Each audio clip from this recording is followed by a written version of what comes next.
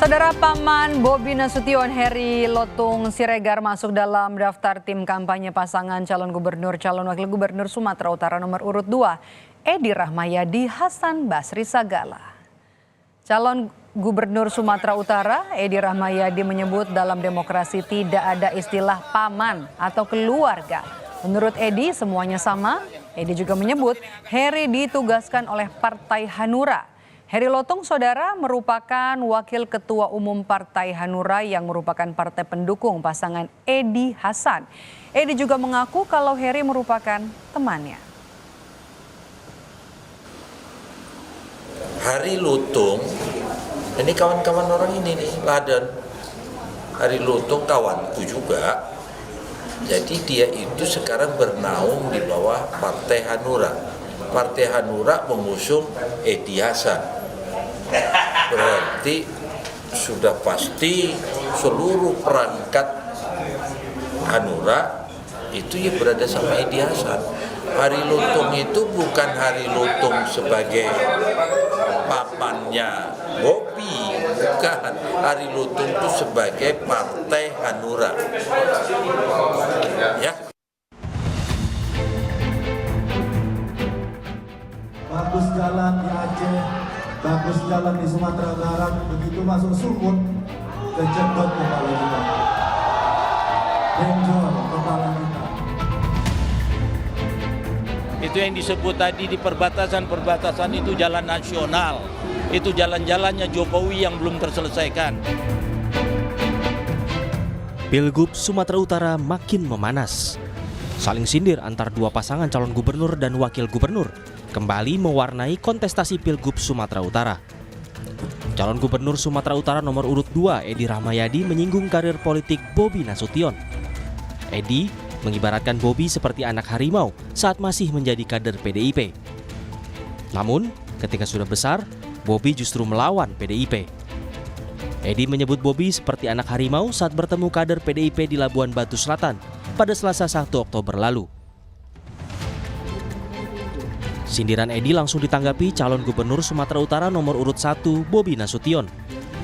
Bobi menyebut bahwa saat menjadi kader baik PDIP maupun Gerindra, keduanya sama-sama saling membesarkan. Bobi mengaku selama di PDIP, ia diajarkan untuk membesarkan masyarakat, bukan diri sendiri. Sebelumnya, Bobi Edi sempat saling sindir soal jalan rusak di Sumatera Utara. Perang urat saraf ini mulai panas saat pengundian nomor urut Pilgub Sumatera Utara. Mulanya Bobi menyinggung soal jalan rusak dan menyoroti proyek jalan senilai 2,7 triliun di era pemerintahan Edi Rahmayadi. Sindiran Bobi langsung dibalas Edi. Menurut Edi, jalan rusak di Sumatera Utara tersebut merupakan jalan nasional yang belum selesai dikerjakan oleh Jokowi. Tim Liputan Kompas TV.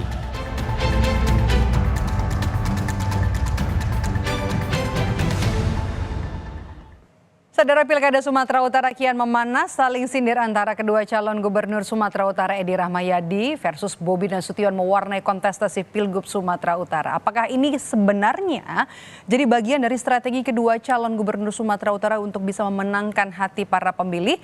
Kita akan bahas bersama dengan analis politik Universitas Sumatera Utara, ada Indra Fauzan. Bang Indra, halo, selamat sore. Kalau kita lihat sore, ini kan bukan hanya sekarang ya, bukan hanya ketika debat soal saling sindir soal jalan, kemudian juga Edi Rahmayadi pernah menyebut soal menantu malaikat juga sebelum resmi bertarung dengan seorang Bobi Nasution. Yang ada sebenarnya perdebatan atau pertarungan ini hanya di permukaan atau di Sumatera Utara sendiri memang beneran panas nih Bang? Ya, kalau kita lihat di situasi saat ini sebenarnya di permukaan saja ya, masyarakat juga belum terasa begitu terasa panas ya, karena memang terkait dengan statement-statement dari kedua kandidat saya rasa itu wajar saja ya, karena untuk saling membuka front kemudian mereka juga saling menjatuhkan, saya rasa itu baik sekali bagi demokrasi di Sumatera Utara. Tapi bagaimanapun di bawah level masyarakat saya rasa ini perlu diberikan pemanasan lagi ya, karena saat ini saya rasa belum begitu terasa ya kontestasi antara pilgub ini. karena mereka kan baru menyasar daerah-daerah yang mereka anggap menang ya. Karena Edi Rahmayadi ke daerah Labuan Batu, kemudian Bobi Nasution ke daerah Mandailing Natal dan sebagainya, sehingga perang di media pun, statement-statement di media pun masih terkesan biasa-biasa saja. Saya rasa seperti itu, karena memang ini, tapi mereka sudah memulai perang lah ya, memulai perang terbuka antara keduanya.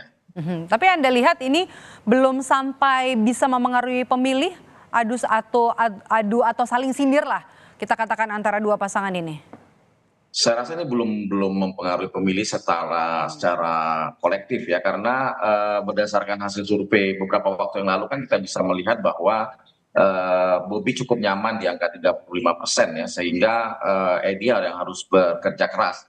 Nah dari situ saya melihat bahwa isu-isu yang dilontarkan bukan bagian dari program-program yang mereka harus laksanakan ya kan, seperti isu-isu terkait dengan Mulyono, isu-isu terkait dengan jalan, isu-isu yang terkait dengan anak harimau, itu hanya memanaskan saja, tapi tidak menyerang kepada program-program yang dikembangkan. Contoh misalnya apa yang menjadi visi dan misi bagi pasangan Bobi Nasution dan Pak Surya, itu kan tidak ada. Hanya mereka menilik rekam jejak masing-masing, masalah jalan, masalah kebijakan dan lain sebagainya. Dan saya rasa itu memang karakternya Pak Edi Rahmayadi ya, untuk menembus pasar-pasar politik yang ada di Sumatera Utara. Salah satunya dengan menggunakan sentimen-sentimen politik-politik, sentimen politik dinasti, sentimen kebijakan, sentimen antara kekuasaan dengan bukan kekuasaan, sehingga untuk memantik atau menyasar ke pasar-pasarnya pendukung-pendukung Edi Rahmayadi. Saya rasa seperti itu. Jadi Anda melihat kalau saling sindir, terutama apa yang disampaikan oleh seorang Edi Rahmayadi bilang kalau PDIP ini bagaikan memelihara harimau begitu saat Bobi masih ada jadi bagian dari PD Perjuangan, sebagai strategi atau langkah yang diambil karena yang dilawan ini berat, menantunya presiden, kemudian juga di belakang Bobi ada super koalisi, begitu? Ya, saya rasa seperti itu, karena kan mau tidak mau beliau harus, kalau dalam tanda kutip mengejar ketertinggalan 20% tadi ya kan cukup berat. Maka beliau mau tidak mau harus agresif. Agresifnya ini dalam artian menyerang karakter politik, menyerang background politik, karakter politiknya seperti Bobi Nasution itu dibesarkan oleh PDIP, kemudian backgroundnya beliau merupakan menantu presiden dan lain sebagainya. Jadi ini penting ya bagi Edi Rahmayadi untuk menyerang kepada aspek-aspek non formal ya. Karena kan kalau bicara program saya rasa semuanya sama baiknya ya. Tapi kalau bicara untuk hal-hal yang outside di luar itu, maka Edi Rahmayadi perlu strategi kuat ya untuk menyerang karakter-karakter politik dari pasangan Bobi Nasution Surya. Dan bagaimanapun yang dilihatnya adalah background politik Bobi Nasution, PDIP misalnya. Ini kan ada sentimen-sentimen negatif yang ingin dimunculkan oleh Edi Rahmayadi terhadap Bobi Nasution kalau karakter pemimpin seperti ini tidak baik di Sumatera Utara. Beliau dibesarkan oleh PDIP tapi kemudian dianggap mungkin oleh Edi Nasution dengan bahasa pengkhianatan dan lain sebagainya, walaupun dijawab oleh Bobi Nasution dengan cukup soft ya, tidak membalas tapi lebih kepada mencoba meredakan isu tersebut dengan bahasa-bahasa yang lebih cool, yang lebih baik, yang lebih dingin. Jadi memang Edi Rahmayadi harus membutuhkan amunisi yang cukup banyak untuk mengejar ketertinggalan elektabilitas berdasarkan hasil survei yang lalu. Tapi ini kan juga ingin dilihat bahwa memang secara individu begitulah karakternya Edi Rahmayadi. Tapi ini kan ditambah beliau ingin memastikan bahwa loyalis PDIP di daerah bersama-sama untuk bersatu untuk memilih beliau nantinya. Kemudian yang kedua tentunya background politik Bobi Nasution ini mencoba diserang untuk mendowngrade suara beliau. Bagaimanapun sasarannya adalah menganggap bahwa Bobi Nasution ini tidak loyal terhadap partai yang membesarkannya seperti itu. Oke, ini jadi menarik ya karena Bobi sebelumnya pada saat maju jadi di wali kota Medan ini didukung oleh PDIP dan sekarang PDIP di Sumatera Utara mendukungnya seorang Edi Rahmayadi, memastikan seperti langkah yang diambil oleh Edi Rahmayadi memastikan agar suara PDIP tidak terpecah di daerah. Tapi kalau kita berkaca pada latar belakang dari pemilih di Pilgubsu, itu seperti apa? Apakah strategi ini masih bisa dipakai untuk bisa menggait hati pemilih?